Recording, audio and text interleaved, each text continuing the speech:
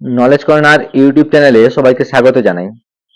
আমি আলোচনা করছিলাম একাদশ শ্রেণীর ফার্স্ট সেমিস্টারের নমুনা প্রশ্নপত্র নিয়ে। নমুনা প্রশ্নপত্র আলোচনায় আজ আমি আলোচনা করব 10 নম্বর নমুনা প্রশ্নপত্র নিয়ে। এই 10 নম্বর নমুনা প্রশ্নপত্রের যে 40টা প্রশ্ন রয়েছে, সেই 40টা প্রশ্নের উত্তর আমি তোমাদের আলোচনা করে দিচ্ছি। তো শুরু করছি নমুনা প্রশ্নপত্র আলোচনা। প্রথম প্রশ্ন কি বলছে, উপমন্যু কথা গদ্যাংশটির উৎস কি? না, উপমন্যু কথা গদ্যাংশটির উৎস হলো কি? মহাভারত।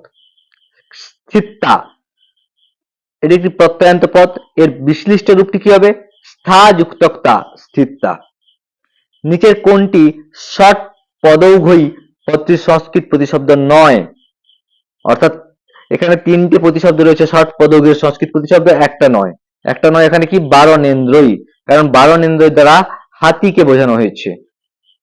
শূন্যস্থান পূরণ বলছে কি? না, পাঠ্যাংশে উল্লিখিত বিদ্যুৎ শব্দটির একটি প্রতিশব্দ কি? না, বিদ্যুৎ শব্দের একটি প্রতিশব্দ হলো তড়িৎ। পণ্ডিত শ্রীজীব ন্যায়তীর্থ অন্য কি নামে পরিচিত? না, অনন্ত পুরুষ। 6 নম্বর প্রশ্ন কি বলছে, সঠিক ঘটনাক্রম সাজিয়ে নিতে। কপালী রঙ্গিনীকে মাটিতে নোংরা হয়ে যাওয়া ভয়ে নতুন মাদুর পাততে বারণ করেছিল। বৈদ্য কপালীকে তার রোগের ব্যাপারে জিজ্ঞাসা করেছিলেন।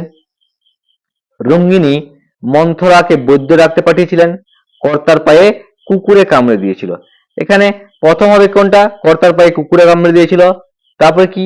রঙ্গিনী মন্থরাকে বৈদ্য ডাকতে পাঠালো, 2 নম্বর। তারপরে কি?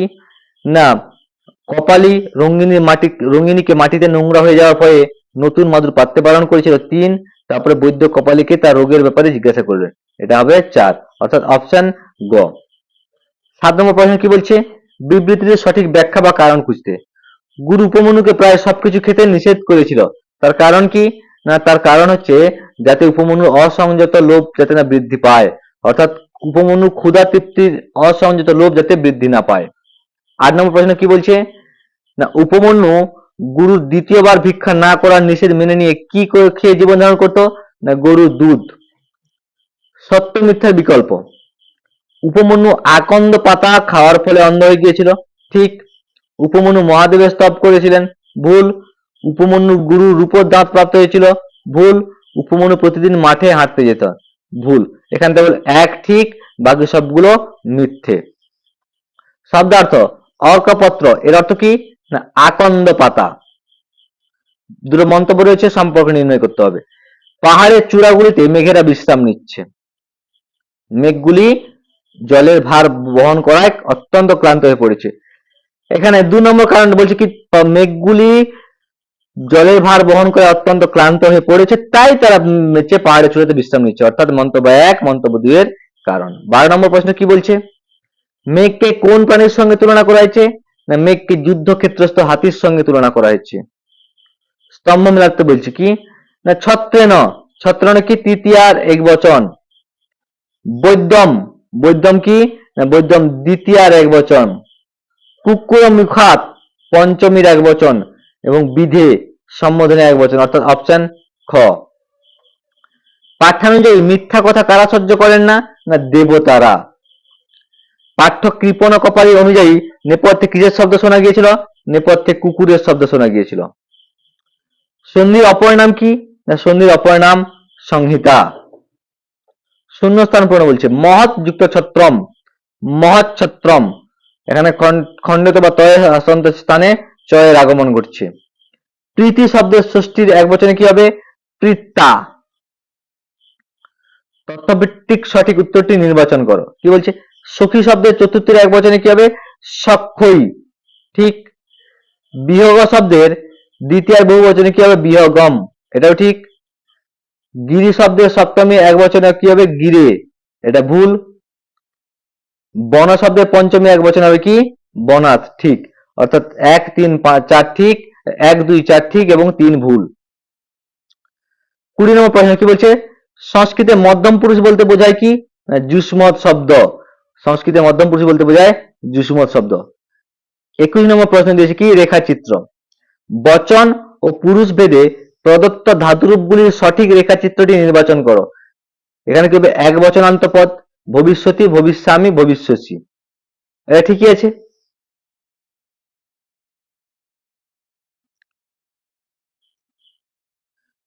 শীত যুক্ত এর পরিনিষ্ঠিত রূপ কি হবে? ছিন্ন। শূন্যস্থান পূরণ বলছে কি জনযুক্ত ড্যাশ সমান জাতি, জনযুক্ত টিন সমান জাতি। সত্য মিথ্যার বিকল্প কি বলছে? প্রৌঢ়যুক্ত উক্তি পৌরুক্তি, প্রৌরক্তি ঠিকই আছে। মহাযুক্ত উর্মি মহর্মি ঠিকই আছে। বর্ষাযুক্ত ঋতু বর্ষ ঋতু, অকার বা আকারের পর রিকা থাকলে অর হয় বর্ষ ঋতু। মধুরাযুক্ত ইয়ম মধুরেয়ম, অকার বা আকারের পর হর্ষইকা থাকলে একার হয় মধুরেয়ম। অর্থাৎ এখানে সবগুলি সত্য। নৈব ন যুক্ত এব নৈব বৃদ্ধি সন্ধির উদাহরণ। কোনটি ব্যঞ্জন সন্ধির উদাহরণ নয়? বলছে কি তজ্জন্ম, তৎযুক্ত জন্ম ব্যঞ্জন সন্ধি। তারপর কি বলছে? সংযম্ভু, সংযোগযুক্ত অম্বু সংযম্ভু, এটাও ব্যঞ্জন সন্ধি। বিপর্যয়, বিপর্যুক্ত চয় বিপর্যয় ব্যঞ্জন সন্ধি। তাহলে চিত্ত উদার্জম, চিত্তযুক্ত ঔদার্যম, এটা বৃদ্ধি সন্ধির উদাহরণ অর্থাৎ স্বরসন্ধির উদাহরণ, এটা ব্যঞ্জন সন্ধির উদাহরণ নয়। ষষ্ঠা এর সন্ধি বিচ্ছেদ করলে কি হবে? সস যুক্ত টা, ষষ্ঠা। যুষ্মৎ শব্দের প্রথমার বহুবচন কোনটি? না যুষ্মৎ শব্দের প্রথমার বহুবচন জুয়ম। তারপরে 29 নম্বর প্রশ্ন কি বলছে? নিম্নলিখিত কোনটি উত্তম পুরুষ বিশিষ্ট পদ নয়? অকুরুত। তা এবং লপ, তা এবং ল্যাপ প্রত্যয়ান্ত পদগুলি বা শব্দগুলি হলো একটি অব্যয় পদ। ঋগ্বেদের অধিকাংশ মন্ত্রগুলি কি ধরনের? না ঋগ্বেদের অধিকাংশ মন্ত্রগুলি পদ্যাত্মক। বিবৃতির সঠিক কারণ খুঁজতে বলছে। কৃষ্ণদেব ব্যাসদেব বেদব্যাস নামে পরিচিত, কারণ তিনি 4টি বেদকে বিভাজন করেছিলেন, অর্থাৎ সমগ্র বেদকে ব্যাসদেব বিভক্ত করেছিলেন। পৃথিবীর প্রাচীনতম সঙ্গীত বিষয়ক বেদ কোনটি? সামবেদ। সামবেদের মন্ত্রগুলি ড্যাশ নামক ঋত্বিক গান করেন? উদ্গাতা নামক ঋত্বিক গান করেন। মহর্ষি বাল্মীকি আশ্রম কোন নদীর তীরে? না তমসা নদীর তীরে। 36 নম্বর প্রশ্ন কি বলছে? সঠিক ক্রমটি বেছে নাও। রাম সীতার বিয়ে, রাম কর্তৃক সীতা পরিত্যাগ, রাম সুগ্রীবের মিত্রতা, সীতার সঙ্গে হনুমানের সাক্ষাৎ। এখানে প্রথম হবে রাম সীতার বিয়ে 1 নম্বর। তারপরে কি রামের সঙ্গে সুগ্রীবের মিত্রতা 2 নম্বর। 3 নম্বর বলছে সীতার সঙ্গে হনুমানের সাক্ষাৎ 3 নম্বর। আর কি বলছে? রাম কর্তৃক সীতা পরিত্যাগ, এটা হবে 4 নম্বর।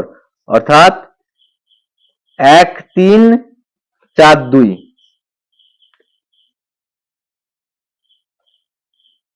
নিম্নলিখিত পদগুলির মধ্যে কোনটি নীতিমূলক গল্প সাহিত্য নয়? নীতিমূলক গল্প সাহিত্য নয় সৌন্দরানন্দ। তারপর বলছে কি স্তম্ভ মেলাতে মিত্রভেদের গল্প কটা? না মিত্রভেদের গল্প 22টা। কাকলক্ষ্মীমের গল্প কটা? না কাকলক্ষ্মীমের গল্প 13টি গল্প। মিত্র প্রাপ্তিতে গল্প কটা? 6টা। আর অপরীক্ষিত কারকের গল্প কটা? না 14টা। অর্থাৎ অপশন খ। রামায়ণের দশানন নামে কে পরিচিত? না রামায়ণের দশানন নামে পরিচিত রাবণ। কথা সহিত সাগরে সহিত কথাটির অর্থ কি? না সহিত কথাটির অর্থ নদী। এই হচ্ছে তোমাদের 10 নম্বর নমুনা প্রশ্নপত্রে 40টি প্রশ্নের উত্তর সহ আলোচনা। আশা করি প্রত্যেকে এই প্রশ্নপত্রটি বুঝতে পেরেছো। বুঝতে পেরে থাকলে লাইক কমেন্ট এবং শেয়ার করে দিও। চ্যানেলে নতুন হলে সাবস্ক্রাইব করে দিও। পরবর্তী দিন নিয়ে আসছি আমি তোমাদের পরবর্তী নমুনা প্রশ্নপত্র নিয়ে।